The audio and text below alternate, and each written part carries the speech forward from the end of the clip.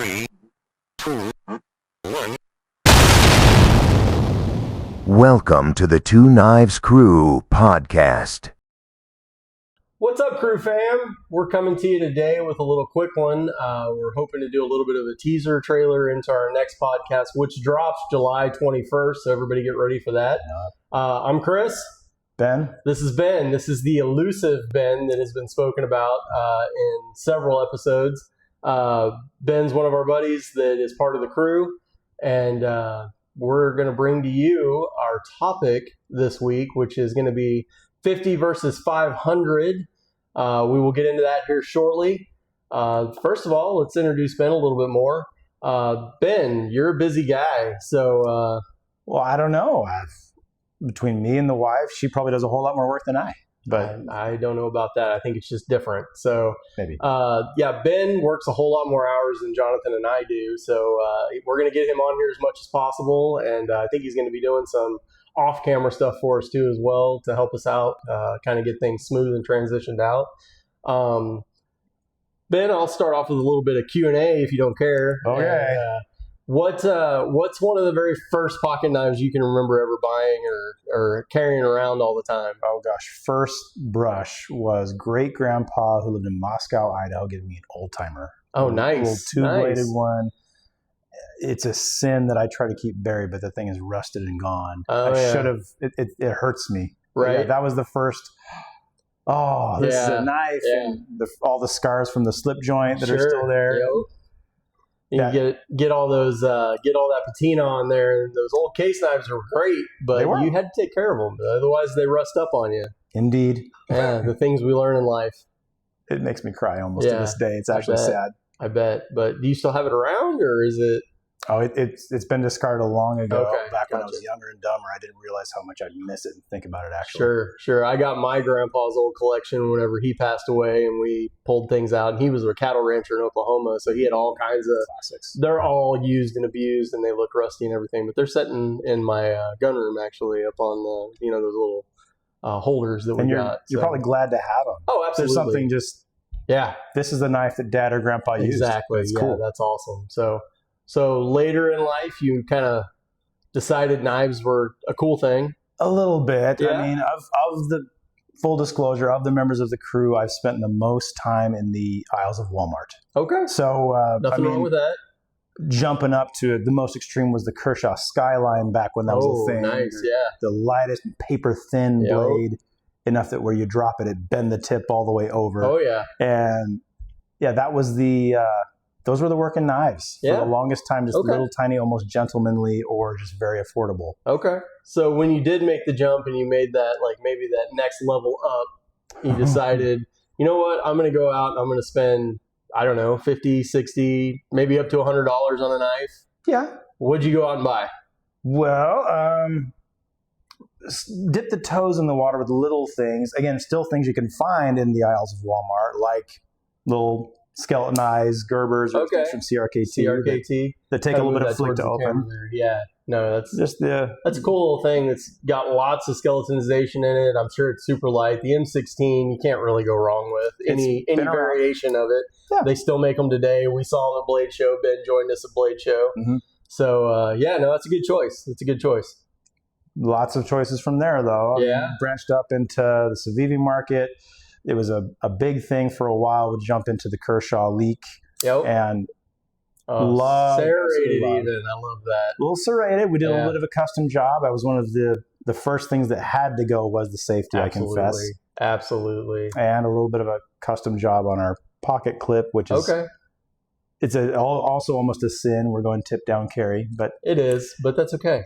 It just suits so well. Especially did you heat that clip up and then do your work on it? Okay. Yeah. Nice. So it's not just like a muscle job. You actually tempered it enough to like change it. There might be just some pure guerrilla work in it. It's caveman-ish. Hey, if it works, right?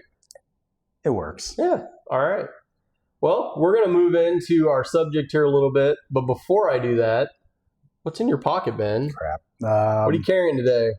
Today, I guess it's showing the evolution of time. Okay, yeah. No, we stepped up a couple of levels here. So I think Ben's kind of jumped in with Jonathan and I on being a little bit of a ProTech junkie. It may be an addiction we passed on to him. I'm sorry for that. So. It's very catchy. It is very catchy. The Newport. ProTech Newport. That's awesome. And this kind of struck the same kind of notes that the Leak did, where both of them are just light enough. And I guess they're both kind of gentlemanly carry, but they're light enough to wear in thin fabric if you're wearing scrubs or suit pants or something that they carry just fine. When you can even slip that right inside your suit coat even, and it, hang it off the clip there in the inside pocket, and it's right there and ready to go. And it works. And the clip on this one, especially if it's worth mentioning, especially if you're wearing thin fabric of scrubs that don't come with a zipper to go to the bathroom. So you're on and off with your pants. Yeah. If your clip isn't deep enough to stay clipped onto a pocket or a seam, that thing goes in places you don't want it to go. So exactly. Big fan. Yeah, that's a good point. I guess I never really thought about that. I don't wear scrubs ever. So, I guess I never considered that the pocket clip would make that big of a difference. But I do carry a lot of knives that set a little higher up, but I'm most of the time in, like utility type pants or jeans. So, those make it a lot easier. I don't think about it because they grab a hold of everything. So it only took a couple times fishing things out of a toilet to really appreciate. Well, at least you did that and didn't make somebody else do it. So, maybe, I don't know. Maybe I would have made somebody else do it. It's probably better to make someone else do it. Or just been out that knife. But that Newport is a little pricey to just leave laying in the toilet. That's another one I would cry about missing. Yeah, for sure. And it's light enough, it may actually go down when you flush. So that could be a problem too. So nope, not taking that chance. So this episode of the podcast that's coming out on July 21st is we're doing 50 versus 500. And that's a little bit metaphorical more than it is anything. We're going budget versus premium style knives. And Ben here picked up a knife recently that for the 50, the budget end of that I was super surprised at how much it compares to his $500 version. But yeah, let's start with the banger first. So we'll go premium first on this one. Go ahead and show that to the crowd. Eat your heart out. Good one. Yeah, the ProTech Mordax. That blue's amazing. Gridlock pattern on it. Jonathan actually just picked up the Tiffany blue version of it. I told him I'm a little jealous now. I'm going to have to go one up them and go find a really, really badass one somewhere that maybe it's just a step above both those. I don't know. We'll see. But get the operator version. Yeah, the operator would be nice, but I have something else in mind. We'll see if it comes to fruition. All right. But dude, yeah, solid pickup.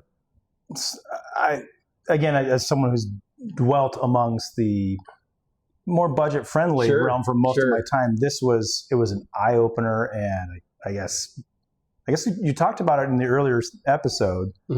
Whenever I saw you flick this knife out, starstruck. Yeah. Oh my gosh, it strikes just such a beautiful balance to me of being a performer with plenty of belly for deep cuts. Exactly.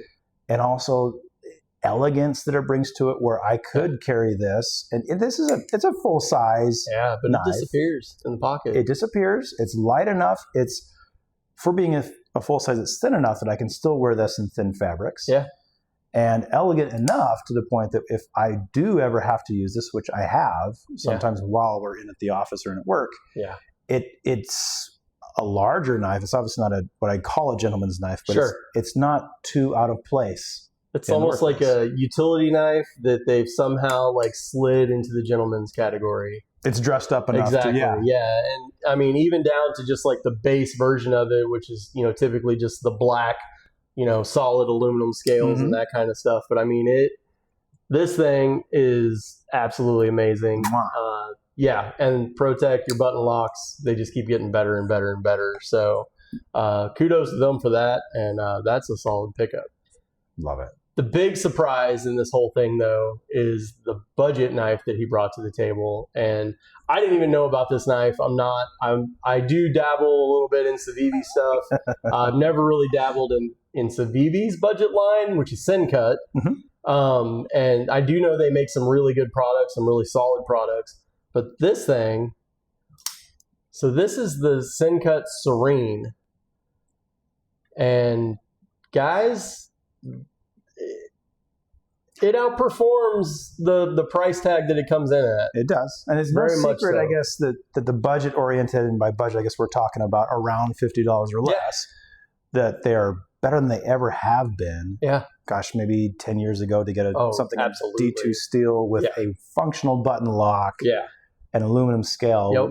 you couldn't do it. No. Compared to these two, and full confession, they are both excellent enough that it's been a fidgety thing where you just want to play with them both. But it's hard where to start. Protex, their button locks, these are the guys to beat. Right. From what I can tell. And it's you can't deny the feel of it, just how beautiful it feels and handles. I think machine-wise might be the guys to beat for button locks. Fair enough. For big production companies, Protec is the man. That's a good point. Yeah. This baby surprised me. It is, again, D2 steel, also aluminum handles, also a flipper tab button lock. Just such a huge fan of the one-handed open and one-hand closed action you got. Major differences. Let's see. Well, blades themselves, there's almost invariably some value that you get from spending a little bit more. For this one, for example, I could just pull out its edge. I'm such a fan of all the work that goes into getting the nice stone-washed finish on the Protec. Yeah, the tumble on there is great. Not that there's anything wrong with the satin or mirror finish on the CapCut. Yeah. It already came with a couple little edge rolls you could pick up with a fingernail, and it'd probably be really hard to show on camera. There's still a little bit of a burr on the very tip of this blade. Nothing that a couple passes on your stone can't fix. Right. For $50, impressive value. I was shocked on this one. This thing is, the look, the feel, so the Mordax has kind of almost like a sandy texture to it whenever you pick it up. Like there's grip to it. Mm-hmm. This is definitely a little smoother, but it's still really grippy and it still really, really functions well. And that button lock, it's not complete fall shut, but you can feel a difference really for sure. Good. You can feel a difference for sure, but I'm still enthusiastic about it though. If I was going to pick up a knife for $50 versus, for like a Mordax, this would be pretty close to the top of my list just after handling it for a little bit. This is a solid knife. And well done for these guys. Of course, your world's different. USA manufacturing and from China. And you'll pick up little hints and differences on that. For example, the laser etching of their logo on the blade does actually leave a little texture on the cutting edge. It does. Which matters a little more on the full flat grind than it would on the unsharpened swedge. Yeah.